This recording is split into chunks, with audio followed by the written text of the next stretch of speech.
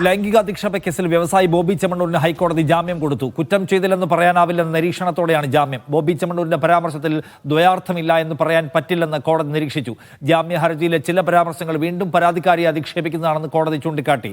പരാമർശം പിൻവലിക്കാൻ തയ്യാറാണെന്ന് ബോബിയുടെ അഭിഭാഷകൻ കോടതിയെ അറിയിച്ചു. കൂടുതൽ വിവരങ്ങളുമായി അഹമ്മദ് മുസ്തബ കൊച്ചിയിൽ ചേർന്നു. മുസ്തബ, എന്താണ് രാവിലെ കോടതിയിൽ നടന്നത്? കോടതിയുടെ ശ്രദ്ധേയമായ നിരീക്ഷണങ്ങൾ എന്തൊക്കെയാണ്?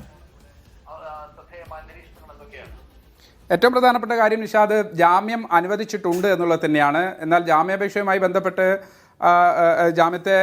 ജാമ്യം നൽകുന്നതുമായി ബന്ധപ്പെട്ട് നടത്തിയ അല്ലെങ്കിൽ അതുമായി ബന്ധപ്പെട്ട് കോടതി അതിൻ്റെ വിശദമായ കണ്ടീഷൻസ് അപ്ലോഡ് ചെയ്യാനിരിക്കുന്നതേ ഉള്ളൂ. 3:30 മണിക്ക് ഇതുമായി സംബന്ധിച്ച വിശദമായ ഉത്തരവ് അപ്ലോഡ് ചെയ്യാമെന്ന് ജസ്റ്റിസ് PV കുഞ്ഞികൃഷ്ണൻ അധ്യക്ഷനായ സിംഗിൾ ബെഞ്ച് പറഞ്ഞിട്ടുണ്ട്. അതുകൂടി ലഭിച്ച ശേഷമായിരിക്കും ബോബിയുടെ പുറത്തേക്കുള്ള വഴി ഒരുങ്ങുക. എന്തായാലും ചില പരാമർശങ്ങൾ കോടതിയുടെ ഭാഗത്തുനിന്നുണ്ടായത് ശ്രദ്ധേയമാണ്. നേരത്തെ നിഷാദ് സൂചിപ്പിച്ചതുപോലെ കുറ്റം ചെയ്തിട്ടില്ല എന്ന് പറയാനാകില്ല എന്നൊരു നിരീക്ഷണം കോടതിയുടെ ഭാഗത്തുണ്ട്. അതുകൊണ്ടാണ് കോടതി ചില കാര്യങ്ങൾ ചോദിക്കുന്നത്.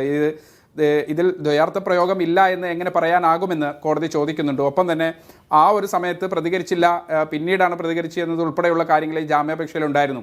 അതിന് കോടതി പറഞ്ഞൊരു കാര്യം, അങ്ങനെ അപ്പോൾ പ്രതികരിക്കാതിരിക്കുന്നത് ആ നടിയുടെ മാന്യതയാണ് എന്നതുൾപ്പെടെയുള്ള നിരീക്ഷണങ്ങൾ കോടതിയുടെ ഭാഗത്തുനിന്നുണ്ട്. അതുകൊണ്ട് തന്നെ കുറ്റം ചെയ്തിട്ടില്ല എന്നുള്ളൊരു കാര്യം കോടതി പരിശോധിച്ചിട്ടില്ല. മാത്രമല്ല അതിൻ്റെ മെറിറ്റിലേക്ക് കോടതി കടക്കുകയും ചെയ്തിട്ടില്ല. അത് പിന്നീട് പരിഗണിക്കാമെന്നുൾപ്പെടെയുള്ള കാര്യങ്ങളാണ് കോടതി പറഞ്ഞത്. ഇപ്പോൾ ജാമ്യാപേക്ഷയുമായി ബന്ധപ്പെട്ട മെറിറ്റ് മാത്രമാണ് കോടതി പരിശോധിച്ചിട്ടുള്ളത്. പ്രോസിക്യൂഷൻ ജാമ്യാപേക്ഷയെ ശക്തമായി എതിർത്തു. ഇതിനു മുമ്പും സമൂഹ മാധ്യമ പോസ്റ്റുകളിൽ ഉൾപ്പെടെ ബോബി ചെമ്മണ്ണൂർ നിരന്തരം ഇത്തരത്തിൽ സ്ത്രീവിരുദ്ധ പരാമർശങ്ങൾ നടത്തുന്നയാളാണ്, ദ്വയാർത്ഥ പ്രയോഗങ്ങൾ നടത്തുന്നയാളാണ് എന്നതുൾപ്പെടെയുള്ള വീഡിയോ ദൃശ്യങ്ങൾ ഉൾപ്പെടെ പ്രോസിക്യൂഷൻ ഹാജരാക്കിയിരുന്നു. ആ ദൃശ്യങ്ങൾ കോടതി പരിശോധിച്ചു. എന്തായാലും ജാമ്യം നൽകാമെന്ന് കോടതി പറഞ്ഞിട്ടുണ്ട്. അതിന് കർശന ഉപാധികൾ സംബന്ധിച്ച് ഏതൊക്കെ തരത്തിലുള്ള നിലവിൽ പാസ്പോർട്ട് ഉൾപ്പെടെ സറണ്ടർ ചെയ്തിട്ടുണ്ട്, മറ്റു കാര്യങ്ങൾ ഫോൺ കസ്റ്റഡിയിൽ എടുത്തിട്ടുണ്ട്, ഏതൊക്കെ തരത്തിലുള്ള ജാമ്യാപേക്ഷയാണെന്നത് 3:30 വിധിയിൽ അപ്ലോഡ് ചെയ്യാം എന്നതുൾപ്പെടെയുള്ള കാര്യങ്ങൾ പറഞ്ഞിട്ടുണ്ട്. എന്തായാലും പ്രോസിക്യൂഷൻ ചില കാര്യങ്ങൾ കൂടി കൂടുതൽ ദിവസങ്ങൾ കസ്റ്റഡിയിൽ വാങ്ങാനുള്ള സാധ്യതയൊക്കെ ജഡ്ജിക്ക് മുന്നിൽ വിശദമായി തന്നെ പറഞ്ഞു. ഇത്രയും ദിവസം കസ്റ്റഡിയിലായിരുന്നു എന്നൊരു കാര്യം കോടതി ചൂണ്ടിക്കാണിച്ചു.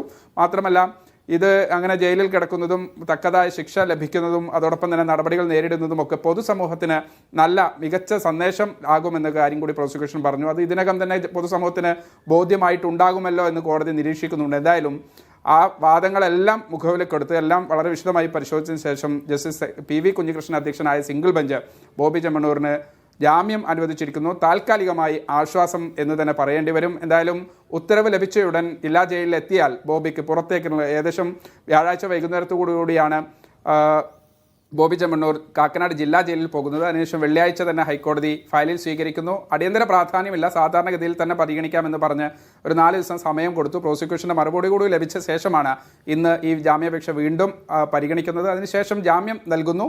6ാമത്തെ ദിവസം ബോബി ചെമ്മണ്ണൂരിന് പുറത്തേക്കിറങ്ങാനുള്ള വഴിയൊരുങ്ങി. ബോബി ചെമ്മണ്ണൂർ പുറത്തേക്കിറങ്ങാനുള്ള വഴി ഒരുങ്ങിയിരിക്കുകയാണ്.